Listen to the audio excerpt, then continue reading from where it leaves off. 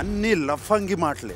YouTube open చేసేసరికి మా TV promo అయితే రాలేదు, కానీ ప్రతి ఒక్కరు కళ్యాణికి కెప్టెన్సీని క్యాన్సిల్ చేశారని ఒకరు, కళ్యాణికి రెడ్ కార్డు ఇచ్చి బయటికి పంపించారని ఒకరు, కళ్యాణ్ పడాల మీద పడి ఎన్ని ఛానల్స్ ఎంత దారుణంగా నెగిటివిటీని స్ప్రెడ్ చేస్తున్నాయంటే ఓటింగ్కి దెబ్బ తీసేలా స్ప్రెడ్ చేస్తున్నాయి.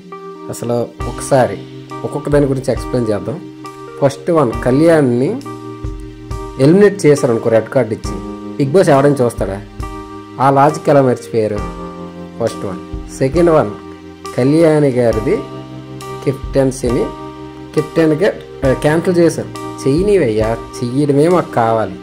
కెప్టెన్సీని రద్దు చేస్తే ఏమవుతుందంటే అతను నామినేషన్లో ఉంటాడు. నామినేషన్లో ఉంటే ఓటింగు అతనికి ఎలా వేయాలనేది ఓటింగ్ వేసే వాళ్ళు చాలామంది అతను నామినేషన్లో లేకపోతే చాలా వరకు వెయ్యరు.